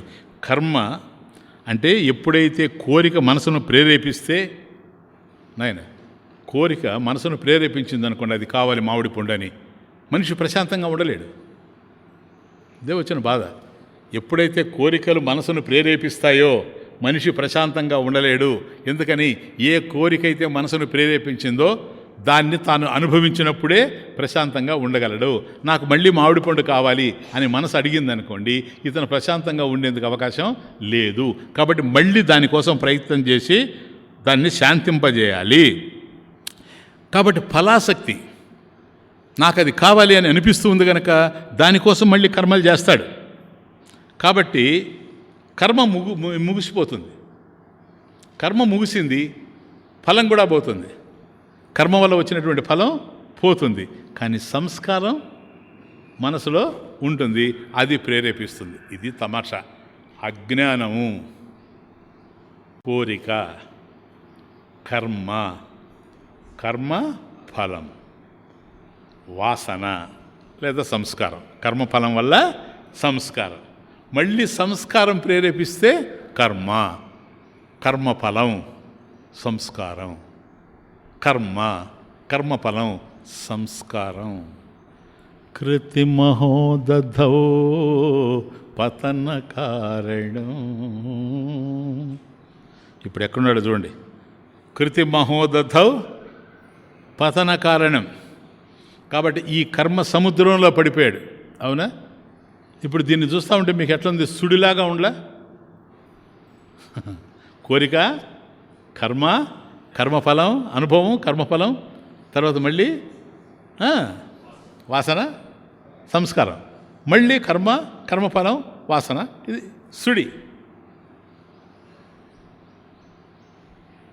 ఇదే మనకు విద్యారణ్య స్వామి అంటే ఫస్ట్ అనుకో, మీ జ్ఞాపకం ఉంటుందని నేను అనుకోను. ఫస్ట్ ప్రకరణం, పోనీ ప్రకరణం పేరన్నా ఉందే, తత్వవివేకమా? పోనీ దాంట్లో చెప్తాడు ఇట్లా కర్మ, కర్మఫలం, వాసన, మళ్ళీ కర్మ, కర్మఫలం. ఇది సుడిగుండం, ఇది సుడిగుండం. కృతి మహోదధౌ, కర్మ సముద్రం. ఊరికే ఉత్త సముద్రం కాదు, మహా ఉదధౌ, గొప్ప సముద్రం. అంటే బాగా సుడిగుండాలు ఉండేటువంటి సముద్రము అని అర్థం.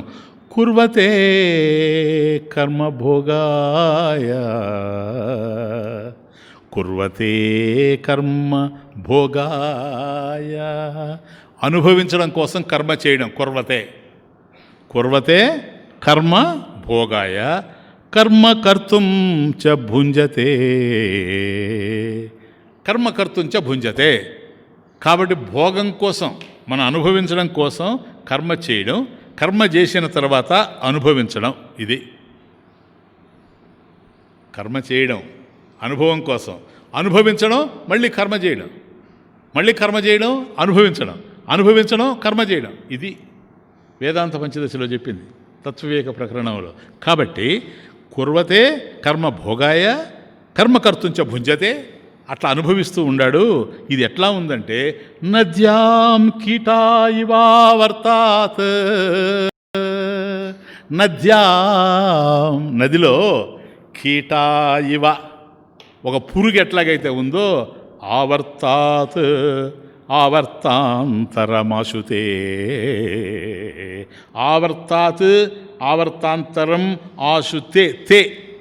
కాబట్టి ఆ పురుగు ఏదైతే ఉందో అది ఒక సుడిలో నుంచి, ఎందుకంటే మొత్తం సుడిలేనట ఆ నదిలో, ఎక్కడ చూసినా సుడిగుండాలే, ఒక సుడిలో తిరుగుతూ ఉంటుంది. ఇది సంసారం. ఆ తరువాత ఒక దశలో ఆ సుడి నుంచి బయటపడతాది. చూచారా? ఆ బయటపడడమే డెత్. సుడిలో తిరుగుతూ ఉంటుంది బయటపడాలని. ఒక్కసారి బయటపడింది అనుకోండి, చావు. ఆ తరువాత ఆవర్తాత్ ఆవర్తాంతరం, ఈ సుడిలో నుంచి ఇంకో సుడిలో పడిపోద్ది. అంటే ఈ జన్మలో నుంచి ఇంకో జన్మలో పడిపోద్ది. ఆశుతే వ్రజంతో జన్మనో జన్మో, వ్రజంతో, ఈ విధంగా పడుతూ, జన్మనో జన్మ. కాబట్టి ఒక జన్మ నుండి ఇంకో జన్మకి, అంటే ఒక సుడిగుండం నుండి ఇంకో సుడిగుండానికి పురుగు ఏ విధంగా అయితే దొర్లిపోతూ ఉందో, అట్లాగే ఒక జన్మ నుంచి మరొక జన్మకి మనం పోతూ ఉన్నాం. కానీ లభంతే నైవ నిర్వృతిం, లభంతే నిర్వృతిం, నిర్వృతిం లభంతే నైవ న ఏవా. ఎట్టి పరిస్థితుల్లో నిత్య సుఖాన్ని మాత్రం పొందలేకపోతూ ఉన్నాము. ఈ సుడిగుండంలో నుంచి ఆ సుడిగుండంలోనికి పడడమే కానీ దాని నుంచి బయటపడలేకపోతూ ఉన్నాము. ఎంతసేపు అయినప్పటికి కూడాను దాని నుంచి బయటపడేటువంటి అవకాశం లేకుండా పోతూ ఉంది. కనుక కృతి మహోదధౌ పతన కారణం. క్లియర్నా? కృతి మహోదధౌ పతన కారణం. కాబట్టి ఆ కర్మ సముద్రంలో దోషేస్తూ ఉంది. ఇప్పుడు ఏమైంది? అందరం కర్మ సముద్రంలో పడిపోయినాం. కర్మలు చేస్తాము, వాటి ఫలితాలు వస్తాయి, వాటిని అనుభవిస్తాము. ఒకవేళ అనుభవించేటప్పుడు అవే గనక దుఃఖహేతువులైతే దుఃఖాన్ని అనుభవిస్తాము, సుఖహేతువులైతే సుఖాన్ని అనుభవిస్తాము. దుఃఖహేతువులైనప్పుడు ఆ దుఃఖం మళ్ళీ కావాలని కోరుకోము, సుఖహేతువులైనప్పుడు అది మళ్ళీ నాకు కావాలని కోరుకుంటాము. ఇట్లా సుఖదుఖాల మధ్య, మంచి చెడుల మధ్య, రాగద్వేషాల మధ్య, ఇదే రాగద్వేషాలు. నాకు ఇది కావాలి, ఈ రాగద్వేషాల మధ్య కొట్టుమిట్టాడుతూ ఉంటాం గనక పునరపి జననం పునరపి మరణం పునరపి జననీ జఠరే శయనం. కాబట్టి తల్లి గర్భంలో పడిపోవడమే. మళ్ళీ తల్లి గర్భంలో పడడం అంటే ఏంటి? మళ్ళీ జన్మకు రావడమే. ఆ కీటకం ఏ విధంగా అయితే పురుగు ఈ యొక్క ఆవర్తాంతరం, కాబట్టి ఒక సుడిలో నుంచి ఇంకో సుడిలోకి పోతూ ఉందో, అట్లాగే ఒక తల్లి గర్భంలో నుంచి ఇంకో తల్లి గర్భంలోకి ఎన్ని గర్భాలు చూసామో ఇప్పటి వరకు, ఎన్ని గర్భాల్లో వసించామో ఇంతవరకు. నిజంగా పిటేబుల్ ఇండీడ్, చిన్న విషయం కాదు ఇది. కాబట్టి అక్కడేమో బాధపడుతూనే ఉన్నాం, మళ్ళీ బయట వచ్చిన తర్వాత దానికి సంబంధించినటువంటి ఆలోచనలు లేకుండా పోతూ ఉన్నాయి. ఇదే కర్మ సముద్రం. కాబట్టి పునరపి జననం పునరపి మరణం, ఇది ఒక ప్రాసెస్. అంటే the process of samsara seems to be perpetual. ఇది ఒక కాలగతంగా కనపడడం లేదు, ఇది ఎప్పటికీ ఉండేటట్టుగానే కనపడుతుంది. So it appears to be a shoreless sea. A shoreless sea, తీరం లేనటువంటి సముద్రం ఎట్లాగైతే ఉందో అది ఇది. It appears to be a shoreless sea. మహా ఉదధౌ కృతి. కాబట్టి కర్మ అనేది ఏదైతే ఉందో, ఈ కర్మ మనల్ని తీసుకెళ్ళి, మనం ఆచరిస్తూనే ఉంటాం కర్మని, ఇది మాత్రం మనల్ని తీసుకెళ్ళి కర్మ సముద్రంలో పడేస్తూ ఉంది. కృతి మహోదధౌ పతన కారణం ఫలం అశాశ్వతం. కాబట్టి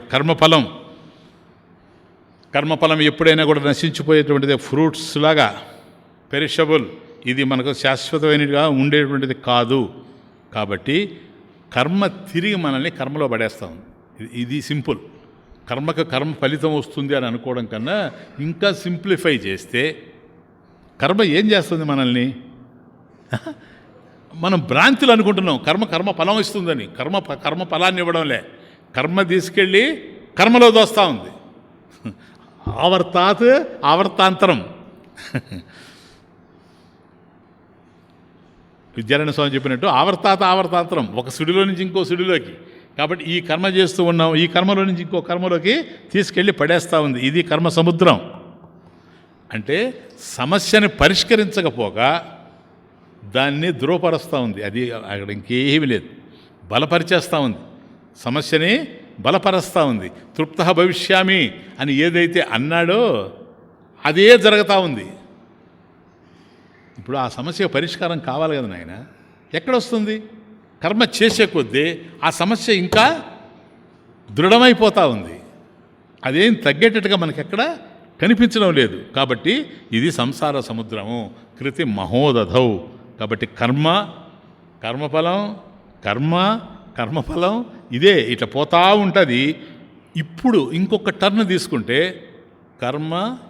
కర్మఫలం, సంస్కారం, కర్మఫలం, సంస్కారం ఎంతవరకు పోద్ది? ఇట్లా ఎంతవరకు పోద్ది? ఈ దేహం అంతేనా? ఆ తర్వాత కర్మ జరుగుతుంది. ఆ దేహం ద్వారా కాదు, మిగతాయి చుట్టూ ఉండే దేహాలు చేస్తాయి కర్మ. ఏది? నలుగురు మోయడం దగ్గర నుంచి, ఒకడు కొరువు పెట్టడం దగ్గర నుంచి తీసుకెళ్ళి దాన్ని కనుక దహనం చేస్తే అక్కడ పోతుంది. పొయ్యి ఏం చేస్తూ ఉంది? ఇక్కడ ఎలాగైతే కర్మ మరొక కర్మకి అవకాశం ఇచ్చిందో, కర్మ మరొక కర్మలో పడదోసిందో, అట్లాగే జన్మ ఇంకో జన్మలో పడదోస్తుంది. ఈ దేహం ఇక్కడికి అయిపోద్ది. కూడా కలిసి వచ్చినటువంటి వాళ్ళు దాన్ని దగ్ధం చేస్తారు. దేహం అక్కడికి పోతుంది. దేహం పోతుందే కానీ తాను మళ్ళీ ఇంకొక జన్మ, అది పునరపి జననం పునరపి మరణం. ఇదే సంసార సముద్రం. కాబట్టి అజ్ఞాని అనేటువంటి వాడు కర్మల్ని చేస్తూ కర్మ ఫలాల్ని అనుభవిస్తూ ఏమవుతా ఉన్నాడు? అజ్ఞాని కర్మల్ని చేస్తూ కర్మ ఫలాల్ని అనుభవిస్తూ ఏమవుతున్నాడంటే అజ్ఞానిగానే ఉంటున్నాడు. అజ్ఞాని కర్మలు చేస్తూ కర్మఫలాల్ని అనుభవిస్తూ అజ్ఞానిగానే మిగిలిపోతూ ఉన్నాడు. కాబట్టి ఇదే అజ్ఞానం వల్ల పుట్టినటువంటి కోరిక ఏదది? తృప్త భవిష్యామి, నేను నిత్యానందాన్ని పొందాలి, నిత్య సుఖాన్ని పొందాలని ఏదైతే అనుకుంటూ ఉన్నాడో ఆ కోరిక ఇప్పుడు కర్మల్ని సృష్టిస్తుందే కానీ పరిష్కారాన్ని మాత్రం, అజ్ఞానాన్ని పోగొట్టలేదు. కాబట్టి అజ్ఞానజనితమైనటువంటి కర్మలే కనుక ఇవి అజ్ఞానాన్ని సృష్టించుకుంటూ పోతాయే కానీ, కర్మలు సృష్టించుకుంటూ పోతాయే కానీ అజ్ఞానాన్ని పోగొట్టేటువంటి అవకాశం లేనే లేదు. కాబట్టి నువ్వు ఏ కర్మ చేసినా దానికి కారణం ఏంటి? అజ్ఞానము. అజ్ఞానమే కారణం. కాబట్టి అజ్ఞానము వల్ల కర్మ జరిగింది కనుక కర్మ అజ్ఞానాన్ని పోగొట్టలేదు. అవిరోధితయా కర్మ. ఆత్మబోధ శంకరాచార్య స్వామి. అవిరోధితయా కర్మ నా విద్యాం వినివర్తయేత్, విద్యాం నిహంత్యేవా తేజః తిమిరసంగవత్. చూచారా? కాబట్టి అవిరోధితయా కర్మ, అజ్ఞానం ఏదైతే ఉందో నాయన దానికి విరోధం లేదు కర్మతో. వాళ్ళిద్దరు ఫ్రెండ్స్ అంటాడు, ఇంకేం లేదు. అవిరోధితయా కర్మ నా అవిద్యాం వినివర్తయేత్, నా విద్యాం వినివర్తయేత్, నా అవిద్యాం వినివర్తయేత్. కాబట్టి కర్మకి అజ్ఞానానికి పెద్ద తేడా లేదు గనక. ఎందుకని? అజ్ఞానజనితమైందే కర్మ గనక కర్మకి అజ్ఞానానికి పెద్ద తేడా లేదు. కాబట్టి కర్మ, అజ్ఞానజనితమైనటువంటి కర్మ అజ్ఞానాన్ని ఎప్పుడూ పోగొట్టలేదు. కాబట్టి కర్మలు అనేటువంటివి ఏవైనా సరే కర్మ ఫలాన్ని ఇస్తాయి తప్ప నీకు జ్ఞానాన్ని ఇవ్వవు, అజ్ఞానాన్ని పోగొట్టలేవు. కాబట్టి మోక్షం సిద్ధించేంత వరకు, నువ్వు ఆశించింది పొందేంత వరకు, నిత్య సుఖాన్ని నిత్యతృప్తిని నువ్వు పొందేంత వరకు ఈ సుడిగుండంలో పడి, సంసార సుడిగుండంలో పడి పరిభ్రమించవలసిందే కానీ దీని నుంచి బయటపడేందుకు అవకాశం లేదు. చావు రాని చావు పోని ఇదంతా వేరే విషయం. కాబట్టి నీకు ఆ రెంటికి తేడా తెలియాలి. కాబట్టి ఈ కర్మంలోనే ఉన్నావా, వచ్చిపోవడమే, చావు పుట్టుకలే, జనన మరణాలే.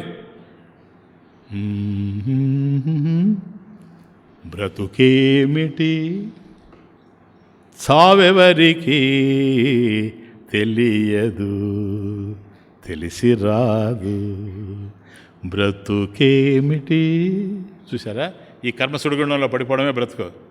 చావెవరికి తెలియదు, తెలిసి రాదు. పుట్టుట ఏడుపు, పెరుగుట ఏడుపు, తరుగుట ఏడుపు, తరలుట ఏడుపు. ఇది కర్మ సుడిగుండం.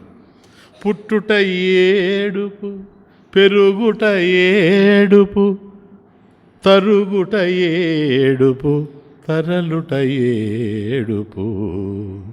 బ్రతుకేమిటి చావెవరికి తెలియదు, తెలిసి రాదు. పోవుటకే వచ్చిన దేహం పోక నిలవదు ఎవరిదైనా. పోవుటకే వచ్చిన దేహం పోక నిలవదు ఎవరిదైనా. రాకపోకలెరుగని ఆత్మ ఎరుగదు గమనాలు. కాబట్టి దేహం వచ్చిందంటే అది ఎప్పుడైనా పోతుంది. రాకపోకలెరుగని ఆత్మ ఎరుగదు గమనాలు. రాక ఏమిటో పోక ఎచటికో, రాక ఏమిటో పోక ఎచటికో. బ్రతుకేమిటి చావెవరికి తెలియదు, తెలిసిరాదు. ఆ తెలియకపోవడమే అజ్ఞానం. ఆ అజ్ఞానం ఉన్నంత వరకు ఇది జరుగుతూనే ఉంటుంది. కాబట్టి కృతి మహోదధౌ ప్రతన కారణం ఫలం అశాశ్వతం గతి నిరోధకం. కాబట్టి చివరిగా నెక్స్ట్ శ్లోకానికి కనెక్షన్ ఇస్తున్నా. ఎప్పుడైనా ఒకటే గుర్తుపెట్టుకోండి, కర్మ వల్ల శాస్త్రం ఏం చెప్తూ ఉందంటే కర్మ ద్వారా 4 రకాలైన ఫలాలే వస్తాయి. ఇది ఒకటి గుర్తుపెట్టుకోండి. కర్మ మనం ఏది చేసినా నాయనా, మనం చేసే కర్మ ఏదైనా దానివల్ల 4 రకాలైన ఫలాలు వస్తాయి. ఒకటి ప్రాప్యం, రెండవది ఉత్పాద్యం, మూడవది వికార్యం, నాలుగవది సమకార్యం. ఏ కర్మన్నా చేయి, ఈ 4 ఏదో ఒకటి ఉంటుంది. నెంబర్ 1 ప్రాప్యం కదా. ప్రాప్యం అంటే ఏంటో తెలుసా? ఇప్పుడు ఎక్కడైతే లేమో అక్కడ చేరడం ప్రాప్యం. ఇప్పుడు ఇక్కడి నుంచి లేచి నడిచిపోతున్నాను అనుకోండి, నేను ఎక్కడికి పోతున్నాడు స్వామీజీ అంటే, స్వామీజీ కుటీరం దగ్గర పోతున్నాడు అని. అంటే కుటీరం దగ్గర స్వామీజీ లేడు, ఇక్కడి నుంచి వెళ్ళి అక్కడ చేరతాడు. ఇది గమనాగమనాలు. ఇది ప్రాప్యం. ఉత్పాద్యం అంటే ఏంటంటే, అంటే ఉన్న చోటికి తాను లేని చోటకు పోయి చేరడాన్ని ప్రాప్యం అంటారు. ఉత్పాద్యం అంటే తయారు చేయడం, సృష్టించడం. ఇప్పుడు ఫర్ ఎగ్జాంపుల్ ఒక పోటర్ ఉన్నాడు, కుమ్మరివాడు కొండను తయారు చేశాడు, వడ్రంగి కుర్చీని తయారు చేశాడు, అంతకుముందు లేని దాన్ని తయారు చేశాడు. క్లియర్నా? ఇది ఉత్పాద్యం. వికార్యం అంటే ఏంటంటే మార్పు చెందడం, మోడిఫికేషన్.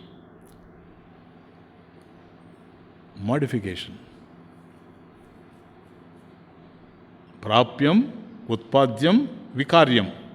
మార్పు చెందేది ఏంది స్వామీజీ? ఇప్పుడు ఉదాహరణకి పెరుగుంది, పాలున్నాయి, పాలుని పెరుగు చేసాం, చేస్తేనే అయింది. అది కార్యం. ఏం కార్యం? మోడిఫికేషన్, మార్పే. వస్తువు అదే. పాలు పెరుగైంది, పెరుగు మజ్జిగైంది, దాంట్లో నుంచి వెన్న వచ్చింది, వెన్నలో నుంచి నెయ్యి వచ్చింది. ఇదంతా మోడిఫికేషన్, మార్పు చెందుతూ ఉంది. ఇదంతా కూడా కర్మే. కాబట్టి లేని చోట చేరడం అనేటువంటిది ఒకటి ప్రాప్యం. రెండవది తనకై తాను తయారు చేయడం, ఉత్పాద్యం. తరువాత మార్పు చెందడం, మోడిఫికేషన్, వికార్యం. ఇక నాలుగవది ఏం తెలుసా? ఇవేవి కావు, సమకార్యం. వస్తువు అక్కడే ఉంది కానీ దాని ఫలితం రావడం లేదు. ఫర్ ఎగ్జాంపుల్, ఒక అద్దం ఉందనుకోండి, అద్దం దగ్గర మనం ముఖం చూసుకున్నాం, కనపడడం లేదు. అది అద్దమే, నాది ముఖమే. కాబట్టి అభిముఖంగా ఎంత ఉండినా కూడాను అద్దంలో నా ముఖం కనపడడం లేదు. ఎందుకు కనపడడం లేదు? మొత్తం దుమ్ము చేరిపోయింది, అద్దం అంతా కూడా దుమ్ము నిండిపోయింది. కాబట్టి అది అద్దమే, కానీ నన్ను చూపలేకపోయింది. ఇప్పుడు నేను చేస్తున్నది ఏమిటంటే, దాన్ని గనక శుద్ధి చేస్తే, అద్దాన్ని పైన తుడిస్తే నా ఫేస్ అందులో కనపడుతుంది. ఇది శుద్ధి కార్యం కదా, సమకార్యం అంటారు. నాలుగవది సమకార్యం అంటే శుద్ధి కార్యం, ప్యూరిఫై చేయడం. ప్రాప్యం, ఉత్పాద్యం, వికార్యం, సమకార్యం.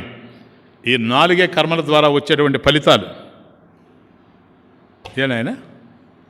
ఇప్పుడు చూడండి, ఈ 4 మనం ఆశించేటువంటి మోక్షం దేని ద్వారా పొందగలం?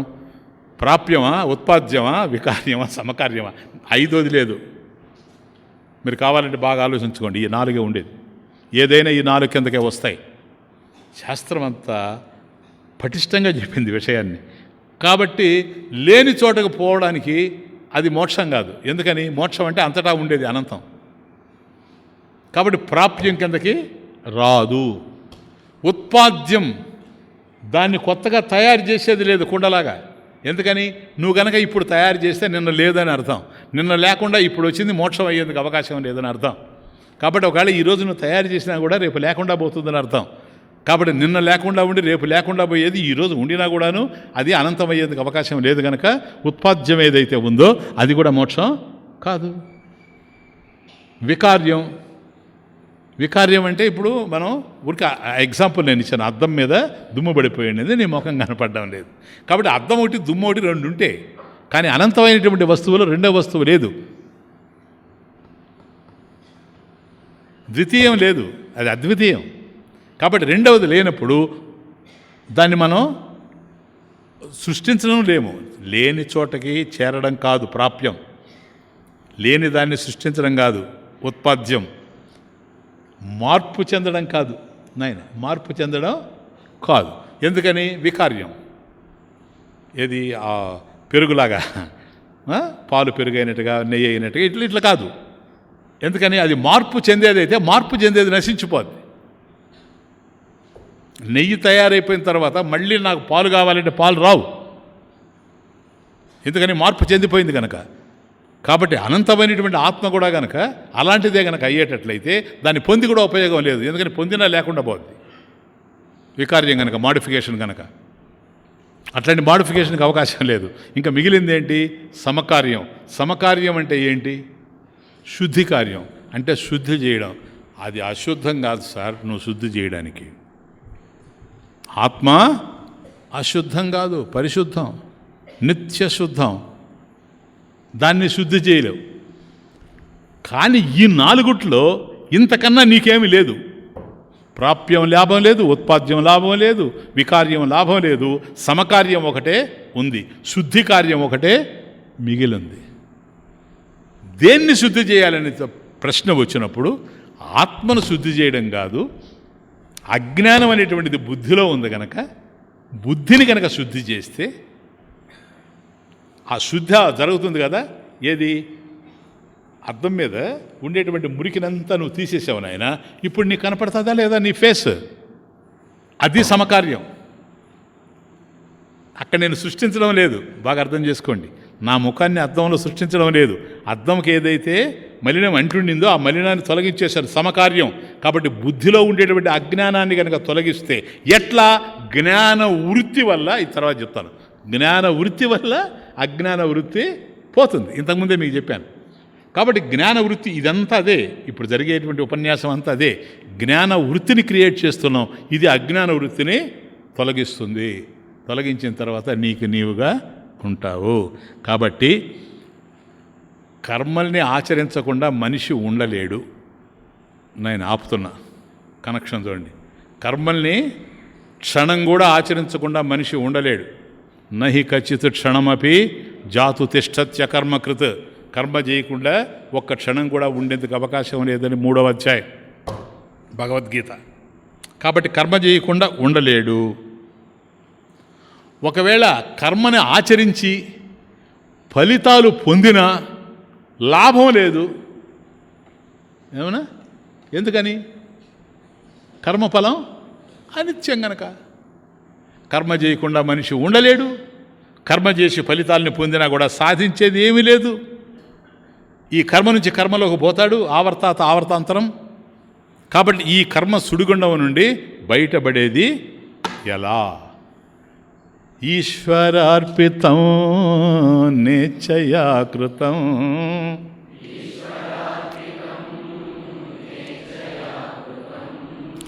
ఈశ్వరార్పితం నేచ్చయా కృతం.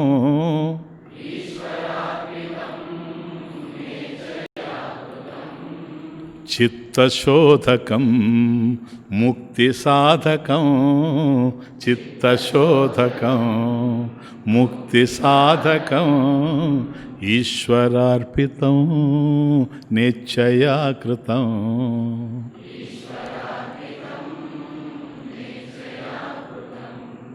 చిత్తశోధకం ముక్తి సాధకం.